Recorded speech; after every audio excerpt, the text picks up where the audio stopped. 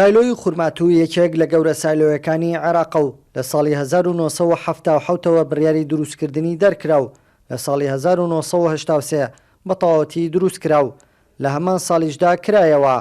لەو ساڵەوە گەنمی جوتیارانی سنووری خورماتوو و سلێمانبەگ و ئامرلی وەردەگرێت تاکو ئێستا.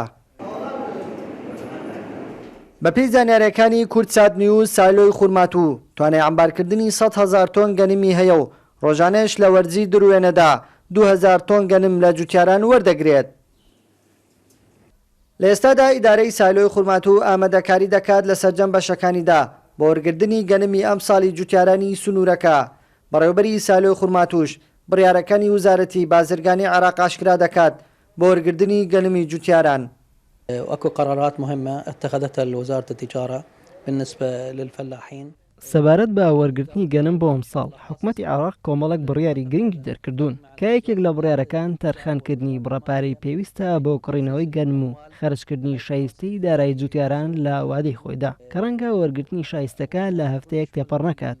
سایلۆی خورماتوو بەرهەمی گەنمی جوتیارانی دووس خورماتوو، ئامەرلی و سلێمانبەگ وەردەگرێت. وآمرلي وأطرافه وهذول المناطق.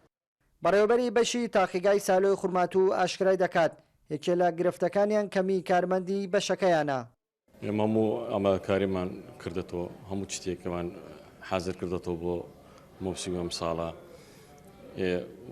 سەبارەت بۆ تعلیمات و شتونە لە وزارەوە ئەمرمان بۆ هاتووە دەرەجە 1-2-3 نەماوە، یەک دەرەجە وەرەگرێ بە یەک سعرێک 750,000. ئەم سایلۆیە دەور ئەگەر وەربگرین دەور 100,000 تەن وەرەگرێ بەڵێ بەس ئێمە کارمەندمان زۆر کەمە، پێویستیوە کارمەندمانەیە، چەندی کارمەندەکان زۆر بی ئەمە زیاتر زیاتر خەڵکەکە ئەخەینە ڕێ زیاتر وەرەگرین سیارە زۆر وەرەگرین لە ڕۆژانە ئەتر ئەوەتە مەس پێویستمان بۆ کارمەندە.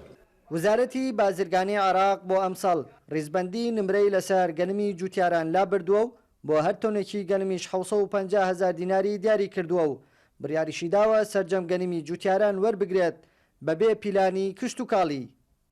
بەمەبەستی وەرگردنی گەنمەکانیان لە 20 ئایار بەدواوە دەرگای سایلۆی خورماتوو بەڕێوەی جوتیاراندا دەکرێتەوە بە بڕیاری وزارەتی بازرگانی عێراقیش.